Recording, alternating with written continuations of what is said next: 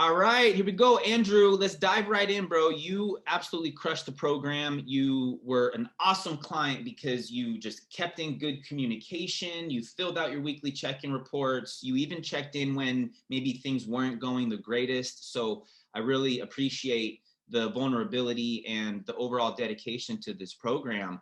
I'm excited to talk to you right now because I want to ask you a couple questions that will hopefully help other people. You know, I know everybody in this world wants to improve their health, but it's really difficult to know, who do I trust? What kind of approach is the right approach for me? You know, how do I give myself the best chance at not just killing these goals, but actually succeeding long term? And so I'm sure you'll be speaking to a couple people directly right now, just based on what you've learned throughout our time together and your experience. So first question I have is just give me an overview of, you know, how the program went. Like, how do you feel like the program was laid out? How do you feel like you did? Just kind of give me a little overview. Yeah, so I think the program went good. For me, being a newbie of not knowing how to track my, my eating, the weighing out food and everything like that. The program was perfect for it. You had everything laid out, meals, for what my number was, for my calorie I needed for the day. Everything was laid out. That helped me tremendously. That was great. Awesome. That was probably the most important thing for you. That was the most important thing. Yeah. I wasn't sure what to eat, how much to weigh out, and yeah, everything was laid out. Good. Kind of just made it as simple as possible for you to where you didn't have questions. You just put your head down and just go. Right. Yes. Perfect. What did you struggle with the most before we started working together? Like what did you feel like was the main struggles for you before we started training together? Not knowing what I was doing. Protein wise, especially back to the food, knowing, okay, well, chicken's healthy, so I don't know how to weigh it or anything like that. So I'll eat, 4 pieces, or, salad, I can have as much as I want, this is healthy, or, things like that. So that's what I was struggling for. And then the fitness program, not really knowing what I was doing in the gym, just going in there, chest day. Okay, I'll do some, bench press, incline, stuff like that. So you have training experience, you have been able to follow, make healthy decisions while you're eating in the past, but there's really no rhyme or reason to it. You really didn't have a specific method or approach that you were following. You just were making healthy choices and just trying to stay consistent in the gym. Exactly. Yeah. And that works, for the average person who's, kind of okay with that path. But for you, it seemed like, man, I'm not moving forward. I'm not getting closer to my goals. I don't have a system. Or what would you feel like was kind of the turning point for you where you realize, like, I need to hire a coach? I think, just going to the gym, not knowing what I'm doing, trying to get a game plan, and then having an older son who's 16 that's been working out like crazy, because he's in high school.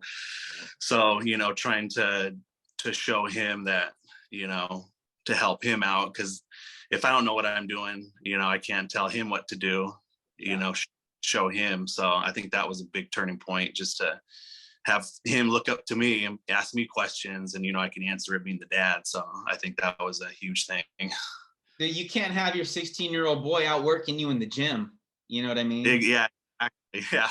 He would come benched and this and that, and so. You'll never live that down, bro. You'll never live that down. No, so yeah, that was like, I need to do something to get on track. That's a motivator. That's a big motivator for people. That's why I love working with middle-aged men, is because they've got younger, middle-aged, older kids that, we're just not able to keep up with, and it's really important that you can keep up with them, not just for the back and forth, camaraderie, but because you want to be that man. Like, you want to be that leader. You want to lead by example. You want to show them versus like tell them, right? So it kind of maybe took your accountability to another level. Would you agree? Exactly. Yeah. Yes. Beautiful. What were some of the things that we implemented for you? So you mentioned that you were, kind of making healthy food choices, following just kind of a chest, maybe kind of generalized pro split in the gym, or a bro split in the gym. What were some of the things that we implemented for you that helped you with the things that you were struggling with? I think having the program that you made up was really good. The kind of the push pull, leg, something like that, because I can't spend a lot of time, which I have, so that helped me out with every muscle group that I needed. It was a good workout in the short amount of time that I needed. It wasn't a long workout, but it was enough to Get really, the job done. oh yeah, to get it done. Yeah, sweating, and yeah, you look at some of the exercises like, oh, that's not too bad, but seeing the videos too on the proper form and stuff like that, I could tell like I wasn't doing it right. And then doing that, then you can, I really felt it. Beautiful, beautiful. Last one. There's, for some reason in this world, and I'm guilty of it too, we always hesitate when it comes to making a decision. We always, kind of wait for the perfect time. I'm going to wait till I get my money in order, or, I'm busy, I'm going on a trip, so I'll put it off. Or how do we get people to stop this procrastination kind of mindset? Like what would you say to somebody who is sitting on the fence in regards to making a decision to commit to a better life? Like what made you want to make that decision? You know what I mean? Like what was the turning point? And what would you say to somebody who is maybe struggling to make a decision, to make a commitment to better themselves and their health? I would say, you just got to do it. If you keep putting it off and say, oh yeah, I don't have the money, or I'm too busy, or this and that, you're never going to do it. You just have to jump in, like they say, no time's the right time. You just have to get in and do it.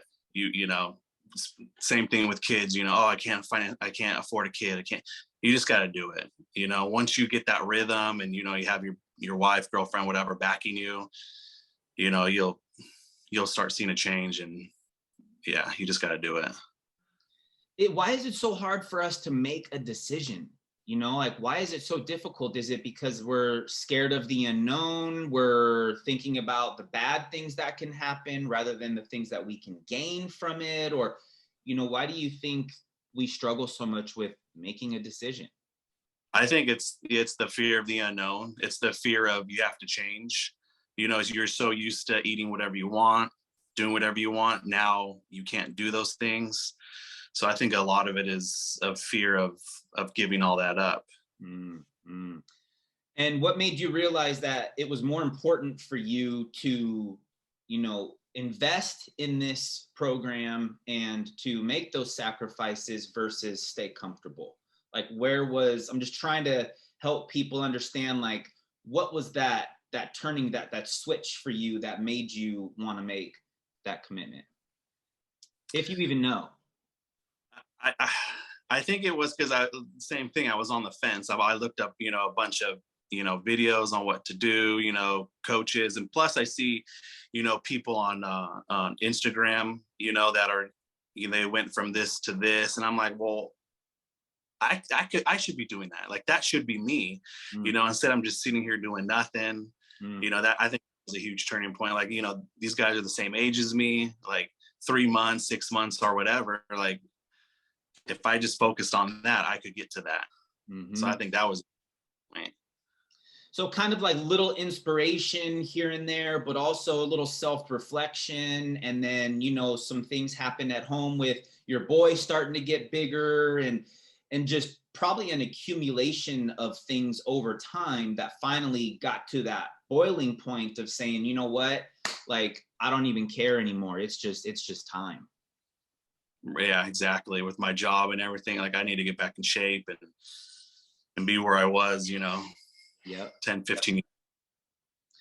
Well, I definitely think throughout these 16 weeks that you proved to me, you proved to yourself, probably, your wife and your family, that if you put your mind to something, even regardless of obstacles like being sick or working for 4 days straight or traveling for vacation, that you can still manage to achieve some pretty amazing goals.